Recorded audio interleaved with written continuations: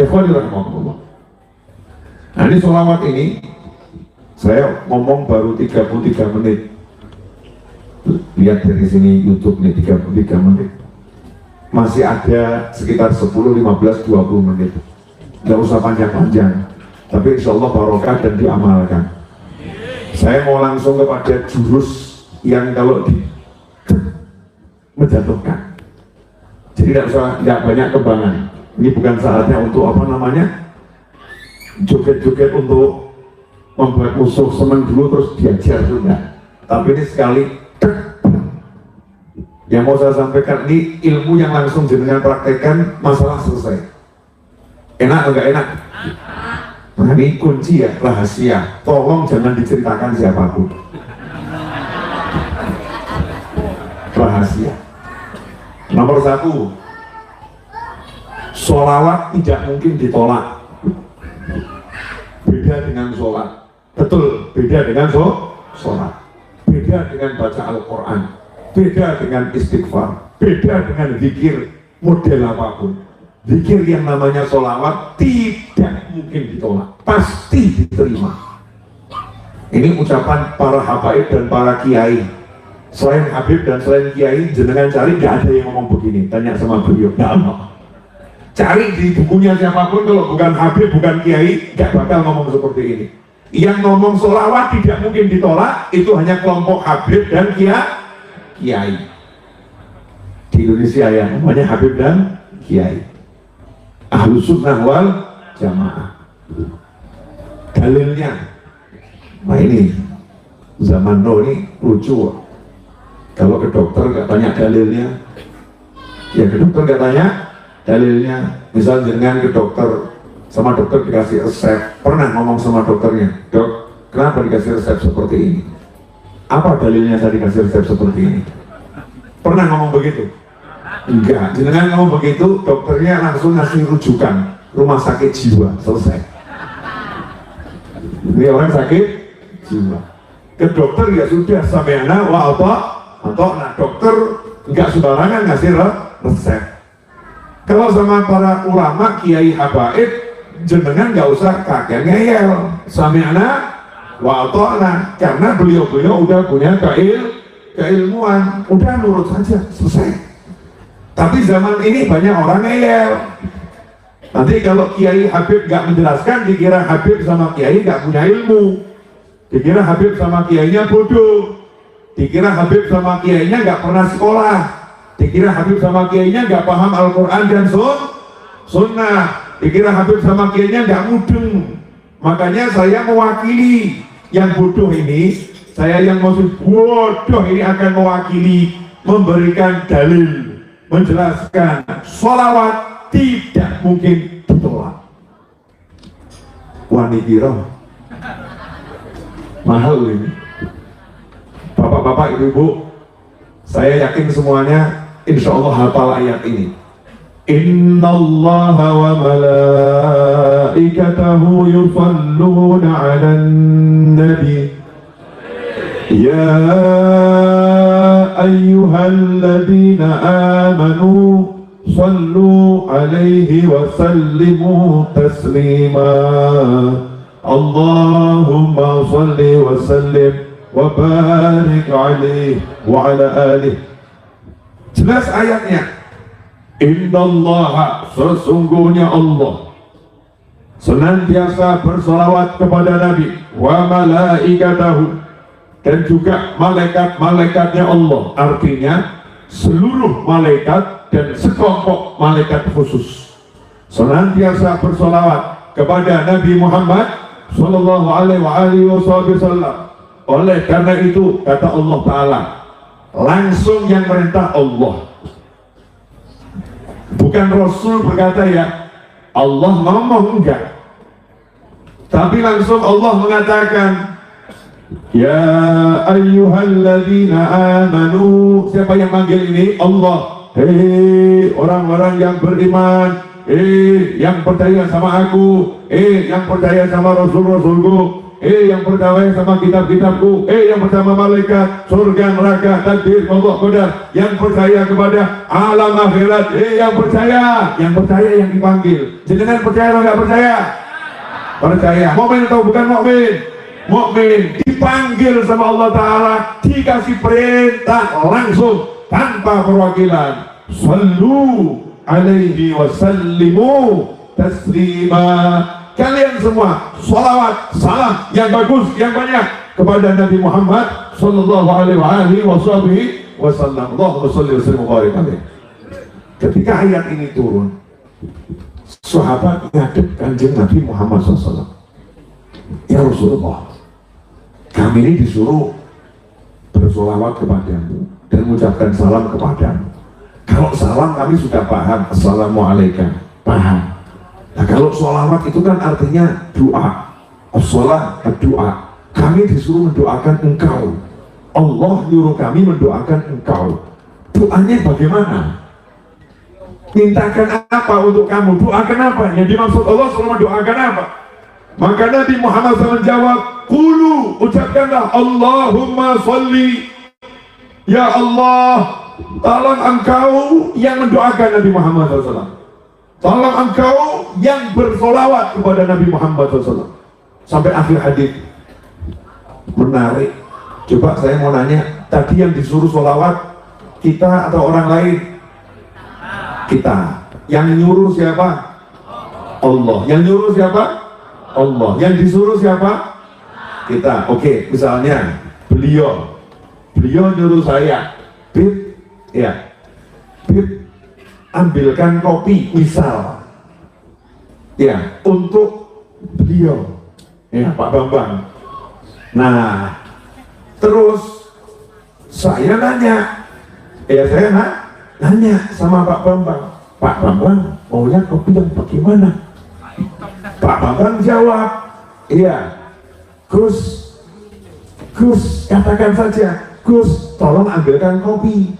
Akhirnya saya ngomong, Yai, tolong ambilkan kopi. Yainya jawab, Beb, tolong ambilkan kopi. Saya bilang ke sana. Iya, sana bilang saja sama Pak Yai, tolong ambilkan kopi. Berarti saya pernah ambilkan kopi enggak? Enggak. Mudah maksud saya. Allah bilang, Noval, kamu sholawat sama Nabi Muhammad SAW. Saya nanya sama kanjeng Nabi, gimana caranya sholawat? Nabi jawab, bilang saja sama Allah, ya Allah, tolong engkau yang sholawat. Terus saya ngomong sama Allah, ya Allah, tolong engkau yang sholawat. Allahnya jawab, kamu sholawat sama Nabi. Kita bilang sama Allah, Nabi nyuruh saya ngomong, ya Allah, kamu yang sholawat. Allahnya jawab, aku sudah sholawat. Innallaha wa malaikatahu yusholluna ala nabi. Allahumma sholli wa sallim alaihi. Maka saat itu kita ngomong lagi, tapi sama Nabi suruh bilang, ya Allah, engkau yang sholawat. Allahnya jawab, aku sudah sholawat. Pertanyaan saya, berarti saya pernah sholawat enggak? Enggak. Yang sholawat siapa? Allah. Yang sholawat siapa? Allah. Kita cuma minta, ya Allah, tolong engkau yang sholawat. Allahnya bilang, oke, aku sholawat. Berarti yang sholawat siapa? Allah. Yang sholawat siapa? Allah. Siapa yang bisa nolak sholawatnya Allah untuk Allah? Gak bisa. Makanya sholawat pasti diterima. Kalau yang sholawat Allah bukan jenengan. Makanya kalau amalan sholawat itu seskong. Jenengan boleh pede luar biasa. Mesti ditampi. Gak mungkin ditolak. Kenapa? Kalau saya minta Allah kok. Udah aku. Yang amal bukan saya. Saya nggak ngapa-ngapain. Kerjaan saya cuma minta, Gusti ya Allah, tolong jenengan sholawat dengan kanjeng Nabi. Selesai. Itu arti Allahumma sholli. Ya Allah, tolong engkau sholawat sama Nabi. Allah yang jawab, aku sudah sholawat sama Nabi. Makanya untuk bab sholawat, apa ganjarannya?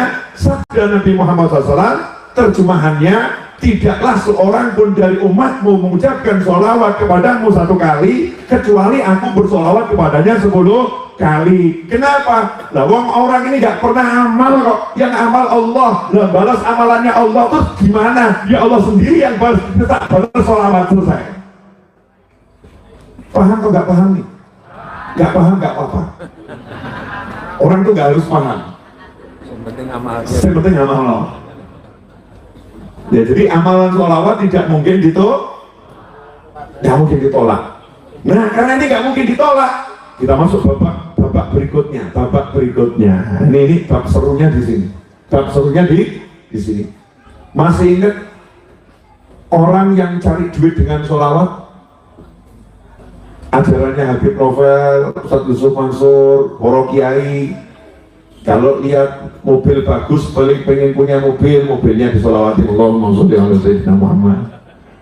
Kalau lihat perempuan cantik, pengen kamu nikahin, ya pegang bapaknya sholawatono. Bapaknya, nah udah mau pegang anaknya. Bapaknya pegang. Bismillah, Allahumma sholli ala sayyidina Muhammad. Ya Rabbi sholli ala Muhammad. Allahumma sholli wa sallim alaihi. Sholawatono bapaknya. Bapaknya sholawatono. Ya rumah ini dijual, kamu datang ke situ, tembok lus. Allahumma sholli ala sayyidina Muhammad. Niat semoga bisa beli rumah tersebut, semoga rumah itu dikasihkan ke kita oleh Allah Subhanahu wa Ta'ala. Ada yang protes, yang nggak cetol itu protes, ngomong begini, masa sholawat ditujukan untuk dunia? Orang hijrah saja untuk dunia nggak boleh kok, masa sholawat untuk dunia? Nah, ini golongan nggak cetol, nggak paham, pasti bukan NU, ya pasti bukan Ahlussunnah wal Jamaah. Tapi perlu dijelaskan. Peraturan pertama, kalau kamu pengen sesuatu, idza sa'alta fas'alillah. Kalau mau mintanya sama Allah. Wa idza sta'anta fasta'in billah. Kalau mau minta tolong sama Allah. Saya pengen mobil, saya pengen rumah, saya pengen anak, saya pengen. Saya nggak boleh minta kepada selain Allah, mintanya hanya kepada Allah. Ya Allah, saya pengen rumah. Ya Allah, saya pengen motor. Ya Allah, saya pengen mobil. Ya Allah, saya pengen duit banyak. Itu dalam bahasa Indonesia namanya hajat kebutuhan. Jadi kalau Anda, saya, kita punya hajat kebutuhan duniawi maupun ukhrawi, itu sah-sah saja. Yang membuat itu tidak sah kalau hajat duniamu kamu mintanya bukan kepada Allah. Nah, Allah ngasih aturan, ud'uni astajib lakum, minta sama aku beri. Upaya untuk minta sama Allah itu dalam bahasa syariat namanya ad-du'a. Namanya apa? Ad-du'a. Bahasa Indonesianya doa, bahasa Jawanya dongo. Bahasa Jawanya dongo. Nah, Allah buat aturan, siapapun yang berdoa tidak mungkin diterima sebelum diawali dengan sholawat. Dalam riwayat juga sebelum diakhiri dengan sholawat. Jadi kalau doamu tidak diawali sholawat, doamu tidak diakhiri sholawat, seindah apapun doamu, kalau diterjemahkan bahasa Indonesia, seindah apapun, sebanyak apapun, sehebat apapun permintaanmu kepada Allah, kamu mintanya sama Allah. Allah udah janji siapa minta sama aku kasih. Tapi kalau kamu minta nggak pakai sholawat sama Allah, ditolak. Kalau kamu tinggalkan Nabi Muhammad SAW, permintaanmu ditolak oleh Allah Subhanahu wa Ta'ala. Maka kalau mau permintaanmu diterima, Allah yang nyuruh kamu ingat nabinya Muhammad SAW. Allah yang suruh kamu sebut-sebut nabinya Muhammad SAW. Allah yang suruh kamu menggunakan nabinya Muhammad SAW. Makanya sebelum minta, sholawat yang banyak dulu. Sholawat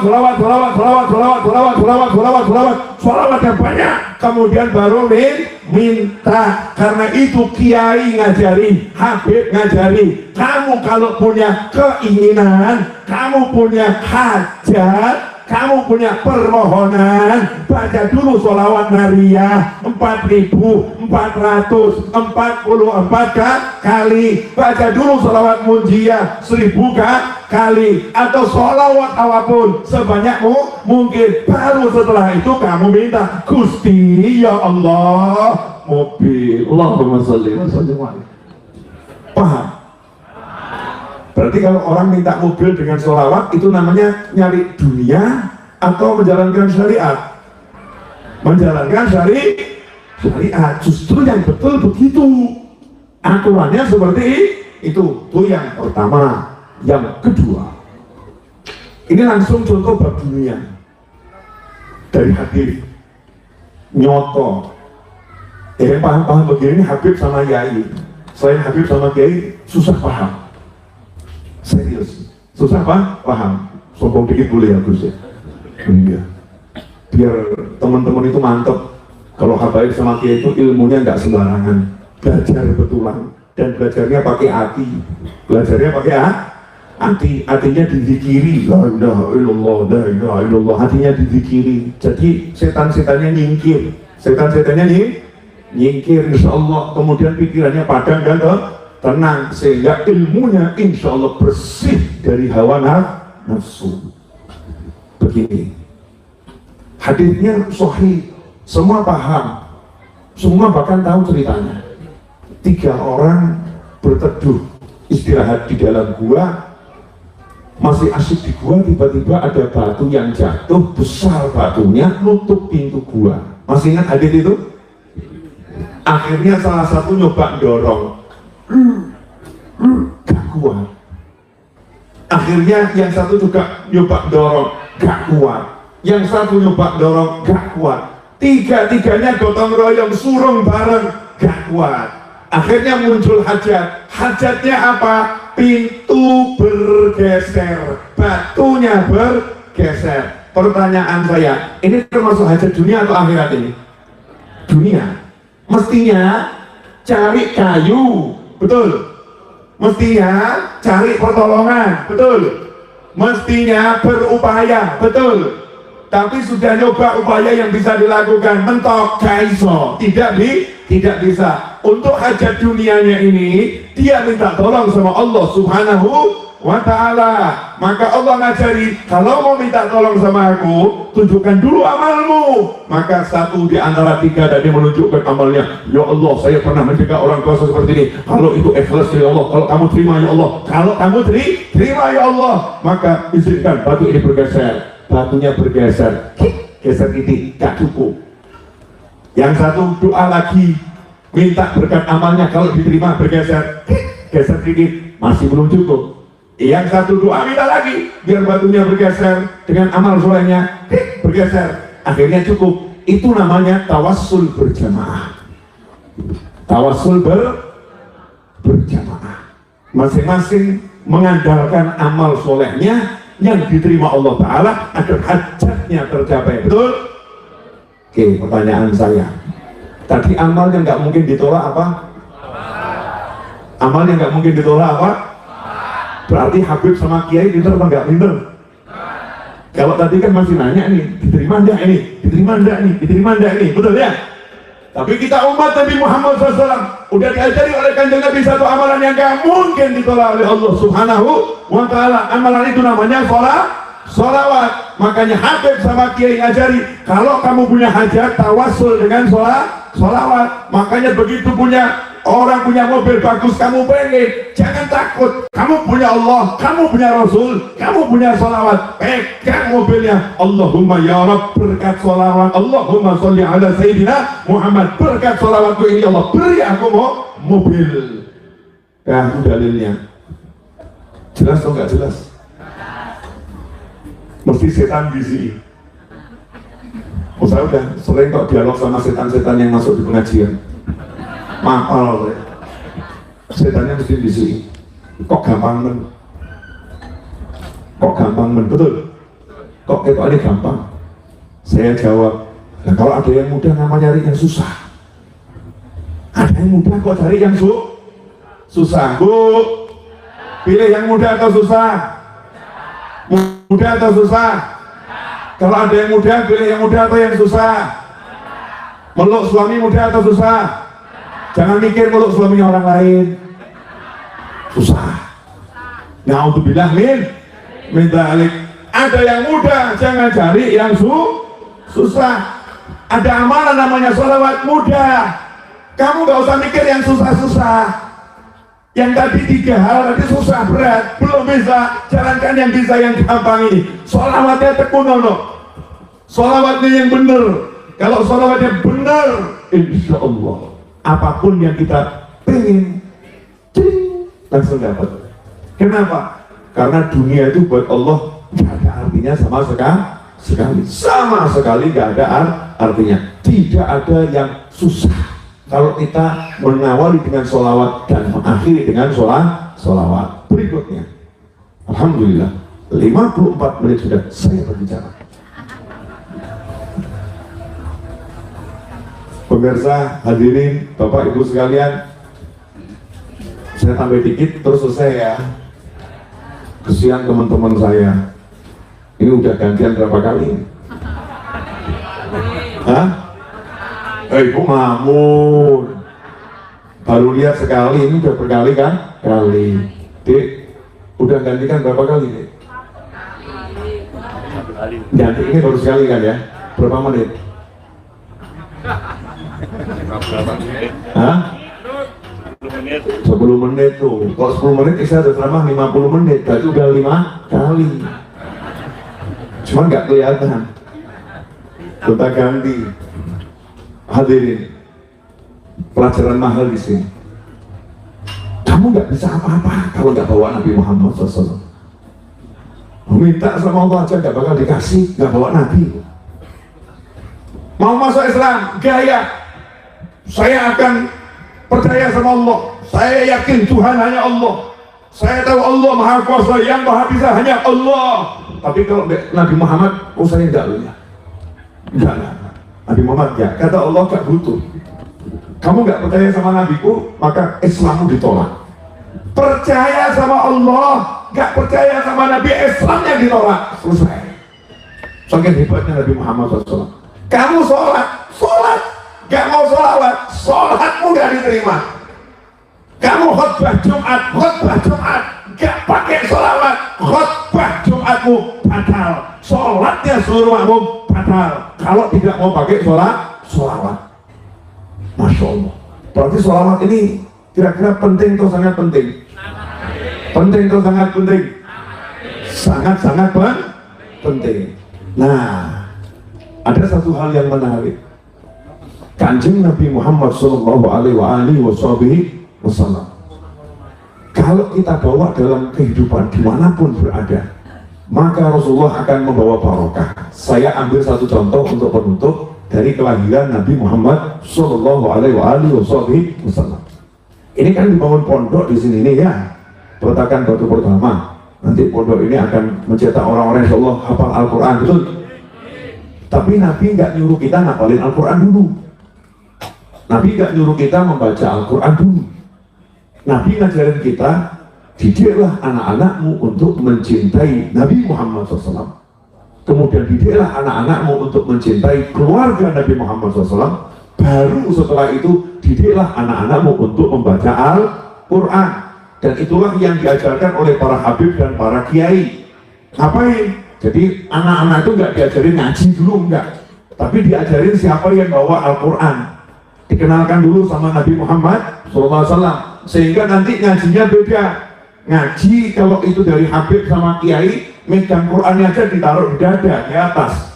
Nggak taruh Al-Qurannya di kursi. Nggak pernah taruh Al-Quran di kursi. Kenapa? Kursi tempatnya pantat. Al-Quran dikasih rehal, ditempatkannya betul. Kenapa? Karena ingat Nabi Muhammad SAW bagaimana memuliakan Al-Quran.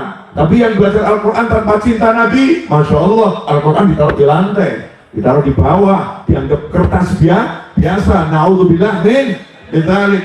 Orang yang belajar Al-Quran bersama habib dan kiai diajari bahwasanya yang bawa Al-Quran Nabi Muhammad SAW. Karena khuluquhul Quran, akhlaknya Nabi adalah Al-Quran. Jadi kalau Al-Quranmu gak sama dengan Nabimu, berarti kamu salah. Makanya orang-orang yang punya Al-Quran dari kalangan habib maupun kiai, akhlaknya luar biasa. Dikedepankan pemahaman-pemahaman yang menyejukkan, pemahaman-pemahaman yang menenteramkan, pemahaman-pemahaman yang mendamaikan. Kenapa? Karena udah cinta Nabi Muhammad Sallallahu Alaihi Wasallam. Ikhwani rahimahullah.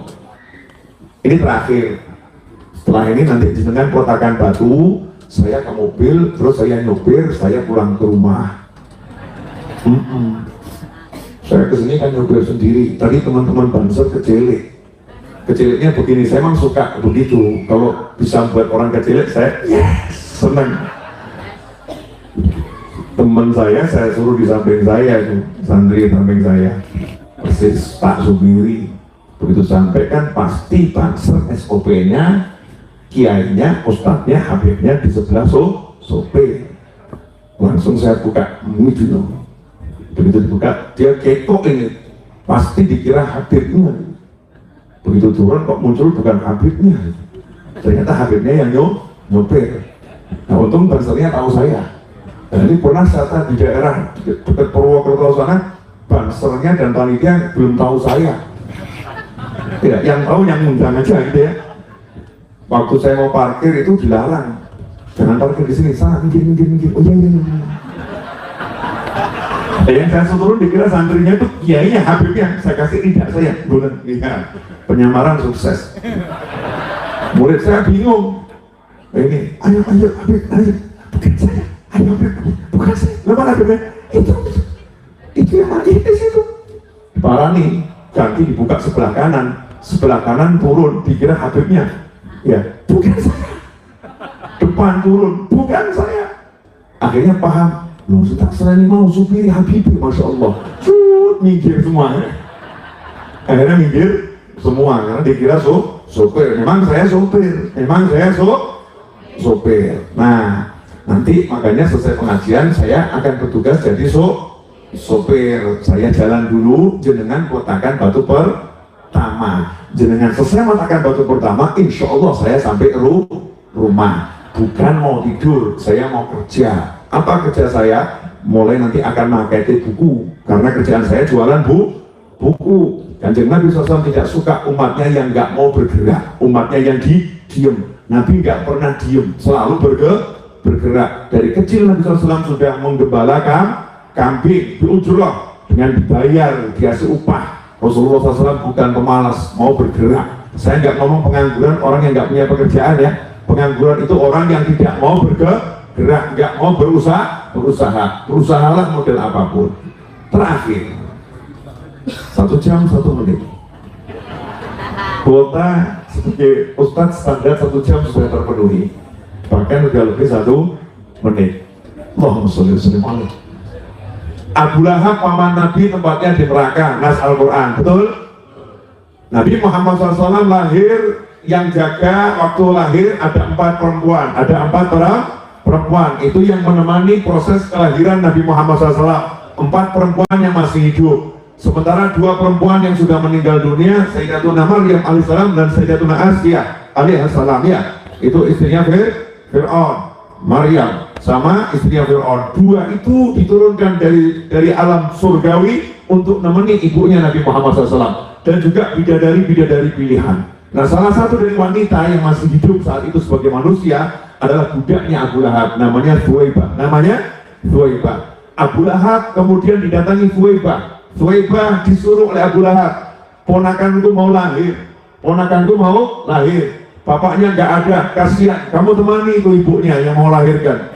Begitu lahir bayi, Thuwaibah pulang ke majikannya. Thuwaibah laporan, ponakanmu sudah lahir, laki-laki, dikasih nama Muhammad SAW. Maka saking senangnya Abu Lahab, Thuwaibah dimerdekakan. Merdeka, kamu merdeka. Di situ ada pelajaran. Orang yang hadir di lahirnya Nabi, maka dia dapat barokah dari budak menjadi manusia merdeka. Dan berkah itu nular. Thuwaibah dapat berkah, maka Abu Lahab juga dapat berkah. Karena itu dikatakan Abu Lahab di neraka setiap hari Senin dapat minuman dari ibu jarinya. Dikatakan susu dari ibu jarinya. Pertanyaan saya, neraka itu tempat siksa atau tempat nikmat? Tempat siksa atau tempat nikmat? Surga itu tempat siksa atau tempat nikmat?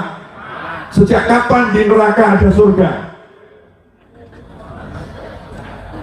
Sejak kapan di neraka ada surga? Allah hadirkan surga dan neraka untuk orang yang menghargai Nabi Muhammad Sallallahu Alaihi Wasallam, untuk orang yang mau berderma karena senang dengan Nabi Muhammad Sallallahu Alaihi Wasallam, meskipun punya kesalahan yang luar biasa, bahkan kufur kepada Allah Subhanahu wa Ta'ala, kebaikannya tidak dilupakan sama Allah. Setiap hari Senin Abu Lahab dikasih minum, yang minuman itu tidak mungkin dihidangkan di neraka. Gak mungkin orang neraka disuguhi minuman yang membuat dia seger, minumannya gak enak semua. Tapi Abu Lahab dikasih minuman yang enak. Kenapa? Abu Lahab senang dengan lahirnya Nabi, kemudian memerdekakan Thuwaibah. Pegang ini. Makanya kalau kamu pengen urusanmu beres, aku pengen urusanku beres, kita pengen urusan kita beres, senanglah dengan Nabi Muhammad SAW. Lihat ada orang buat pengajian maulid yang senang ngewangi gelar, ya ngewangi masang lampu, yang bagian sound system meskipun dibayar nyetel soundnya yang bagus seperti malam hari ini, Masya Allah, soundnya enak. Jarang-jarang saya pengajian dapat soundnya yang apa gini.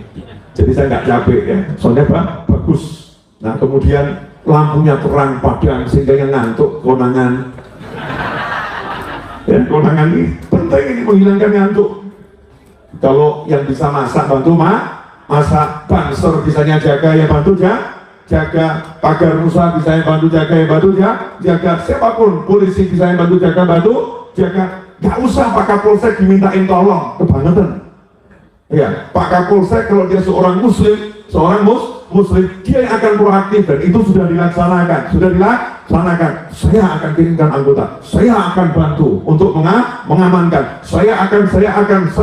Kenapa? Semua senang dengan Nabi Muhammad Sallallahu Alaihi Wasallam. Dan alhamdulillah negara kita setiap tanggal 12 Rabiul Awal telah meliburkan secara nasional, dan itu diperingati sebagai hari kelahiran Nabi Muhammad Sallallahu Alaihi Wasallam. Artinya apa? Negara telah memberikan ruang yang sangat bebas, sangat luas bagi kita semua untuk merayakan dan bersenang-senang dengan lahirnya Nabi Muhammad Sallallahu Alaihi Wasallam. Sayangnya sebagai Muslim kita belum melaksanakan apa yang sudah diberikan oleh negara. Sayangnya hari libur masih banyak yang tidak libur untuk pengajian, tidak libur untuk membuat maulid. Justru hari liburnya ke tempat yang maksiat, liburnya ke tempat yang gak manfaat, liburnya bukan untuk peringatan maulid Nabi Muhammad Sallallahu Alaihi Wasallam. Tahun depan tidak boleh terjadi lagi, maka kita susun dari sekarang. Tahun depan setiap surau, setiap langgar, setiap musala di seluruh wilayah di negeri kesatuan Republik Indonesia harus merayakan peringatan maulid Nabi Muhammad Sallallahu Alaihi Wasallam. Kita akan buat betul-betul libur. Masyarakat akan keluar dengan sukacita, dengan gembira. Masing-masing bagikan makanan. Yang punya makanan, bagikan makanan. Yang punya ilmu, bagikan ilmu. Yang punya apa-apa, bagikan apapun. Dan itu sudah dicontohkan oleh Keraton Solo dan Keraton Jogja. Adanya gunungan, sekaten. Maksudnya untuk apa itu? Dum-dum makanan. Senang dengan lahirnya Nabi Muhammad Sallallahu Alaihi Wasallam. Kalau betul-betul hati ada cinta sama Rasulullah, maka nggak mungkin hidup kita susah. Pasti hidup kita akan beres apapun masalahnya. Amin Allahumma amin. Alhamdulillah baterai saya masih cukup. Tadi dia bilang tinggal 5%, dan alhamdulillah sinyal di sini bagus. Jadi streamingnya lancar. Walaupun ini desa nggak jelas. Sabar dulu. Walaupun desa nggak jelas, maksud saya kan masuk ke sini ini kan muter-muter, betul ya? Ternyata sinyalnya luar biasa. Sementara di kota yang jelas kadang sinyalnya biar repet. Alhamdulillah. Jangan kamu desa-desakan orang desa, karena orang desa walaupun tidak didesa-desakan sudah desa. Dan desa itu kalimat yang saya sukai. Kenapa? Karena kalau saya dengar kata desa itu orangnya baik-baik, orangnya polos, orangnya menyenangkan. Kehidupan yang paling saya sukai kehidupan di desa. Karena orang desa itu semuanya rukun, gotong royong, ya. Satu yang lain saling kenal, betul. Tapi orang kota hidup bertetangga, tonggone mati juga paham. Ya banyak itu yang seperti itu. Bu, boleh saya ngasih saran? Boleh. Kan ada PKK loh. PKK ada kan? Muslimat ada kan? Oke, mulai tahun ini rencanakan untuk tahun depan. Jenengan buat PKK peringatan Maulid Nabi. Ya, kerjasama PKK sekarang hanya peringatan Maulid Nabi. Masya Allah. Ibu-ibu, nanti peringatannya bagaimana? Ibu-ibu masak di alun-alun, terus mempersilahkan bapak-bapak yang mau makan, silahkan, ini Maulid. Masya Allah. Langsung bapak-bapak datang semua tinggalnya. Iya Pak, yang enak kita Pak, biar yang susah ibu-ibu. Ini modus sudah saya siapkan.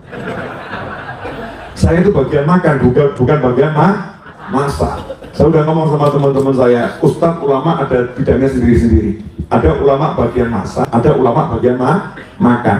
Bagian masak itu tidak enak, urusannya panas, dapur, pisau, ngerajang, betul ya? Tidak enak. Bahkan bagian masak itu kalau dilihat orang, kadang pas megang pisau dikira orang sadis betul pegang pisau gitu ya. Padahal nggak mungkin loh, itu tukang masak. Nah kita bagian makan kan ketoknya api, waktu dia makan. Bahkan orang sebelum makan itu sekarang difoto dulu.